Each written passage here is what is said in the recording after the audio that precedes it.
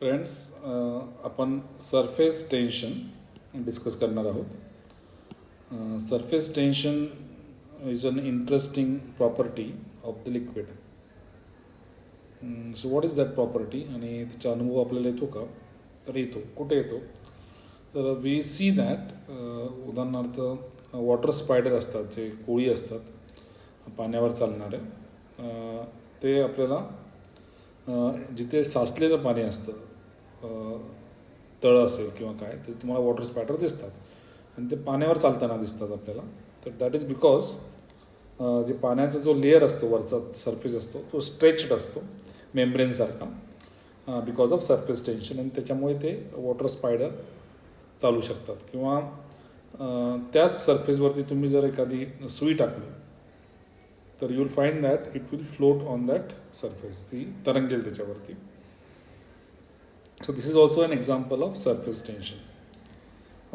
आपण बघतो की साबणीचे जे ड्रॉप्स असतात, साबणीच्या पाण्याचे ड्रॉप्स असतात, आपण जत्रेमध्ये बघतो की फुगा करतो आपण साबणीच्या पाण्याचा. सो दॅट सोप बबल किंवा अगदी पावसाचे थेंबसुद्धा, रेन ड्रॉपसुद्धा, दे टेक स्पेरिकल शेप, ते गोलाकार असतात, and that is because of surface tension. हे जे काही एक्झाम्पल्स आपण डिस्कस केले आहेत, that shows that surface tension is an important property of a liquid. आता हे सरफेस टेन्शन समजून घेण्यासाठी आपल्याला मॉलिक्युलर लेवलवरती सरफेस टेन्शनचा अभ्यास करावा लागेल. आपण जाणताच की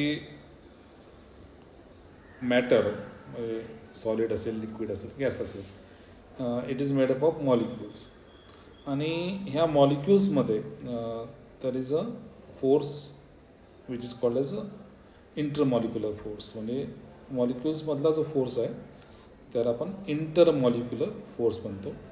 तर ते दोन प्रकारचे फोर्स आहेत. One is cohesive force and other is adhesive force. Cohesive force म्हणजे एका सबस्टन्समधले मॉलिक्युल्स, म्हणजे समजा पाणी घेतलं तर पाण्याचा एक मॉलिक्यूल दुसऱ्या मॉलिक्यूलबरोबर जो काही फोर्स असतो, त्यांच्यामधला जो फोर्स असतो त्याला कोहिजिव्ह फोर्स म्हणतात.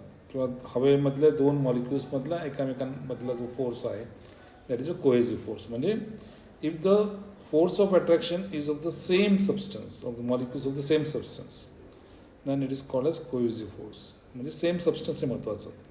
आणि जर the force of attraction is between the molecules of different substances, then it is adhesive force.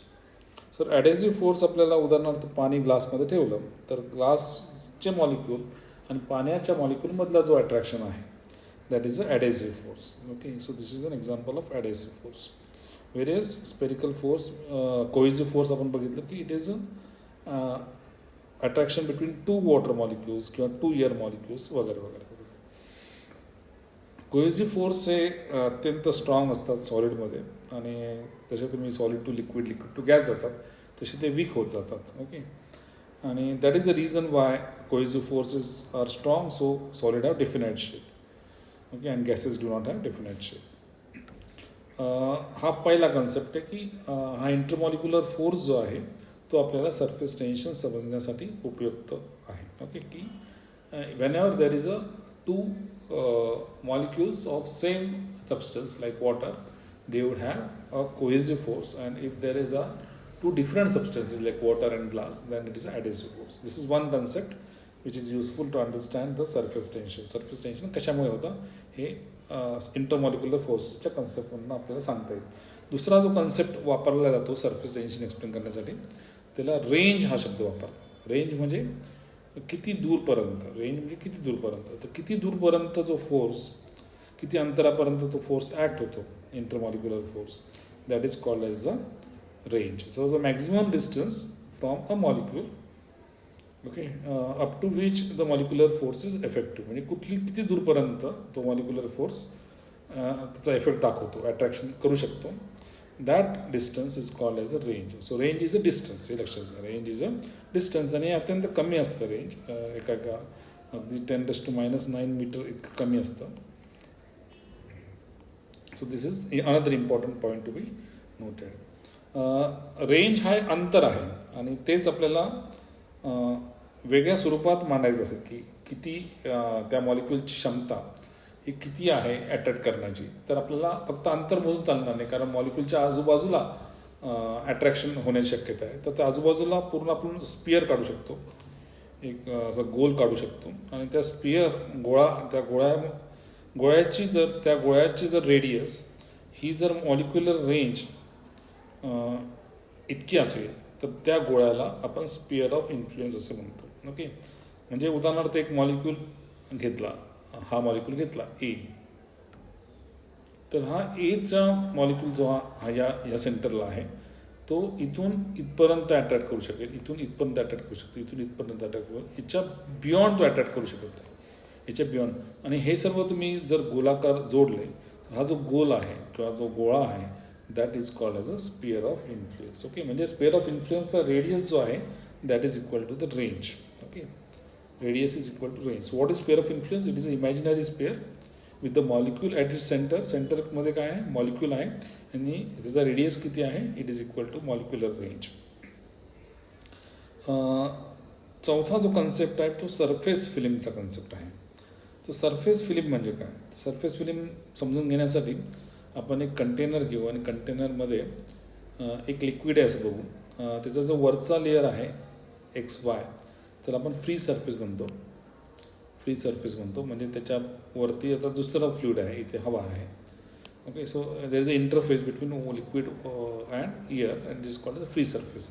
आता हा जो थर जर पकडला तुम्ही तर इथल्या थरापासनं जर तुम्ही खालपर्यंत गेला इक्वल टू रेंज, म्हणजे तुम्ही इथून इथपर्यंत रेंज इतकं अंतर डेप्थ घेतली, रेंज इतकी डेप्थ घेतली, आणि अजून एक थर कन्सिडर केला तर हा जो वरचा थर आहे YY डॅश किंवा XX डॅश YY डॅश, तर हा जो थर आहे which has a depth equal to the range of the molecular force. Range of the molecular force इतकं त्याचं थिकनेस आहे. तर त्या लेअरला आपण सरफेस फिल्म असं म्हणतो. सरफेस फिल्म म्हणजे काय? सरफेस फिल्म म्हणजे it is a surface layer of the liquid which is having a thickness equal to the range of the molecular force. Okay, आणि शेवटचा जो कन्सेप्ट आहे दॅट इज फ्री सरफेस. जर मी तुम्हाला अगोदर सांगितलं की it is a surface which does not experience any shear stress, कारण it is in interface with the other fluid. Okay, example, interface between liquid water and air, above it is the free surface of the liquid. Okay, so these are the important concepts: molecular force, range, sphere of influence, and surface film, which will help us understand the surface tension. Okay, तर या बेसिसवरती आपल्याला surface tension कसा होतो ते आपल्याला समजून घ्यायचं आहे.